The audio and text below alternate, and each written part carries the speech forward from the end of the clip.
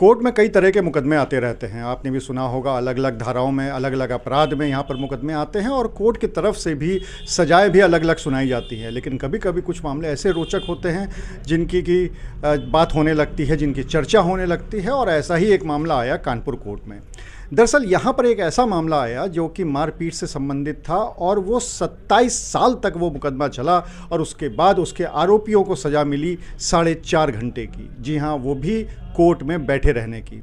तो इसी मुद्दे पे बात करने के लिए हमारे साथ इस पूरे मामले के जो वादी हैं वो भी मौजूद हैं और इसके साथ ही साथ वादी के अधिवक्ता हैं वो भी मौजूद हैं। उन दोनों से ही बात कर लेते हैं। सबसे पहले हम वादी से ये जान लेते हैं कि आखिर कितने साल पहले, यानी 27 साल पहले जब ये घटना हुई थी तो क्या घटना हुई थी, और उसके बाद उनके वकील से बात कर लेंगे। तो वादी संतोष हमारे साथ हैं, उनसे बात करते हैं।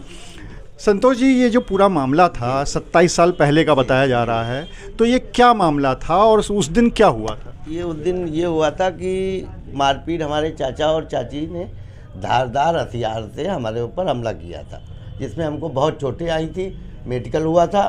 और उसके बाद बराबर हम तारीखों पे आते रहे। उसके बाद जो सज़ा हम मिली उनको, उससे हम संतुष्ट नहीं हुए। तो जब ये पूरी घटना हुई थी उसके बाद आपका इलाज हुआ होगा, फिर उसके बाद क्या हुआ? इलाज हुआ, फिर आपने मुकदमा दर्ज कराया। किस किस के खिलाफ कराया? ये कन्हैया लाल थे चाचा हमारे, और चाची उर्मिला देवी थी। हम प्राइवेट नर्सिंग होम, सूरज नर्सिंग होम में भर्ती रहे। 4 दिन इलाज हुआ था वहाँ पे हमारा।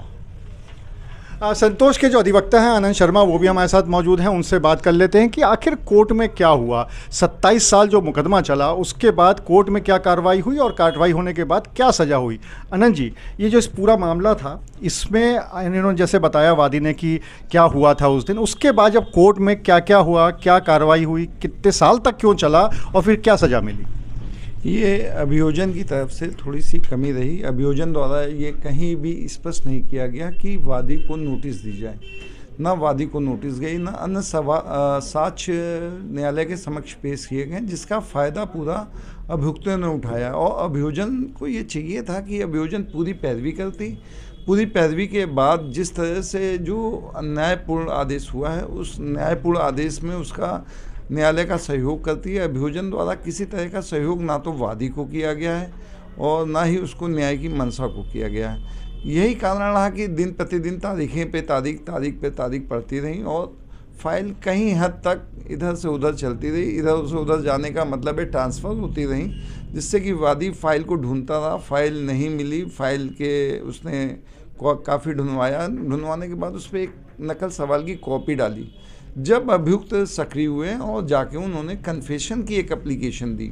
जब कन्फेशन की एप्लीकेशन दी, जो कोर्ट द्वारा कन्फेशन पे ऑर्डर किया गया, वो ना वादी को स्वीकार है और ना ही अभियोजन को स्वीकार होना चाहिए। और अभियोजन को अपनी तरफ से रिवीजन करना चाहिए इसमें कि अगर इस तरह के अपराधों में जहाँ पे आदमी मार खाया है और 4 या 5 दिन तक एडमिट रहा है, एडमिट रहने के बाद उसको सिर्फ 3 या 3,500 रुपये के जुर्माने में और 3 घंटे की अदालत के अंदर बैठने की सज़ा में छोड़ दिया जाए, तो ये मेरे ख्याल से अन्यायपूर्ण ऑर्डर है।